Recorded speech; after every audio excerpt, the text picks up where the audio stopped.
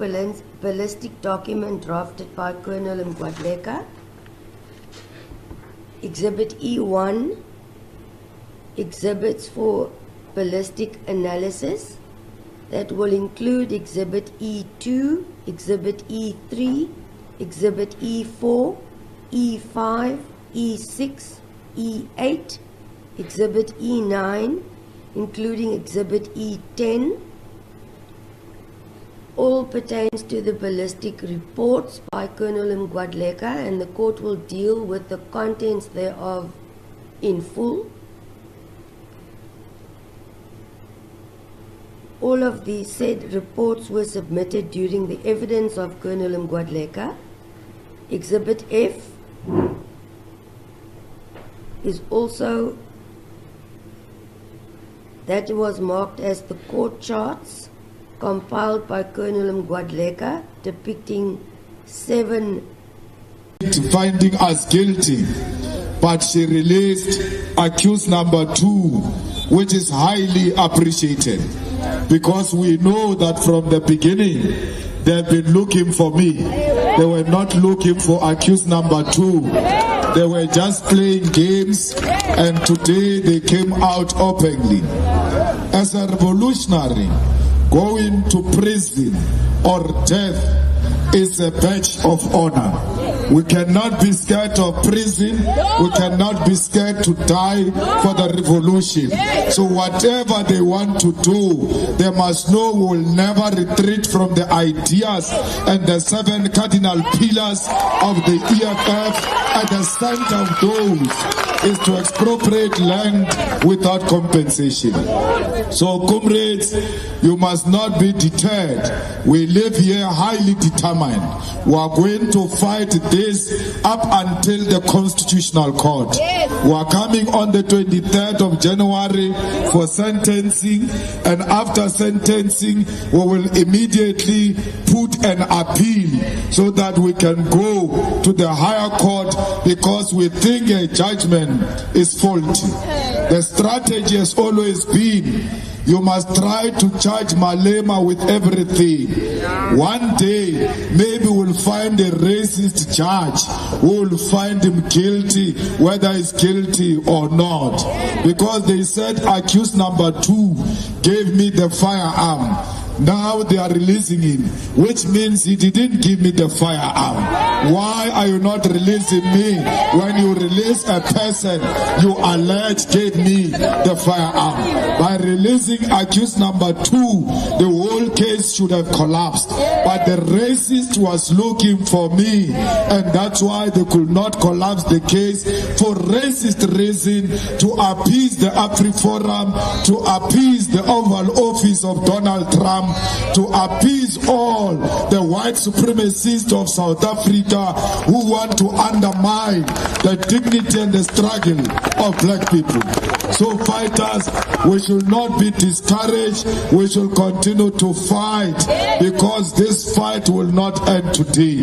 We are going to the appeal, and we will go to the Supreme Court. We'll end up at the Constitutional Court. We are not fighting the case. We are fighting racism, pure racism that we have been subjected to for 7 years. Mediocrity of the highest order. A magistrate who can't read her own notes. She writes down and can't read what she has written down. But if it was an African female reading the same way she was reading, it will be a huge criticism out there. But because it's white and we accept white mediocrity, there is no outcry and criticism out there. We want to take this opportunity to thank our legal team. They fought a good fight. They stood with us, and as we move forward, we are going to reinforce that legal team. We'll bring Advocate Mugai Toby as we go into the appeal and strengthen our case, because it is now beyond all of us. We need to strengthen our team and confront the system, and you need lawyers who are not scared of the system. So fighters, we are represented by white lawyers. It is true. When we were losing cases with black lawyers, failing to submit the simplest thing like a one-page, and then we must use the same services, lose cases so that we can be projected as the most disorganized organization with no direction. To hell with all of you. They will represent us today, tomorrow, and anytime we want. Ian Levitt attorneys are attorneys of record. They are paid every month to represent the EFF everywhere, and they've done it so well. So why should we complain? We must hate. Well, your question does not arise because that's not going to happen. The president of the AFF is not going to be arrested. But we are going to fight this battle because we feel as an organization that this is not really about seeking justice, but it is a political witch hunt against our president just to try and discredit him and the entire organization. So this is just against the firm stance of the EFF, against its policies and its 7 cardinal pillars. And it's those right-wing racist organization who seeks to honor the wishes of Donald Trump and everyone else who wish to see the president behind bars. This case was not proven beyond reasonable doubt at the court of law, and the guilty verdict on the president has got nothing to do with justice, but it's a political witch hunt, and that's how we view it. I'll get to that part in a moment, but to be clear, what you're saying to me is the same firearm that accused number 2 is not guilty of handing it over to him. So we are going to be very interested to hear what the Supreme Court of Appeal there's no case, there's no evidence, there's nothing that implicates President Julius Malema in this case, and we are not faced by it. We don't think that he's going to spend any jail time with this case. And on the issue of challenging this case, so I've picked up a few things and you can add as we go along in terms of the grounds on which you'd want to mount an appeal. The first that I've picked up just in this response is that you don't believe that the judge came to a rational conclusion, something that is logical in terms of the chain of custody around the gun, etc., right? You also earlier then said this is basically the outcome of a political witch hunt. So when you do go to court, there was also the claim yesterday, I think Julius Malema himself said this, suggesting that there was racial bias as well in the matter. How do you then pull all of that together and convince a court, especially on the latter parts, that, for example, he may have been treated unfairly because he's black and his former bodyguard was white, etc.?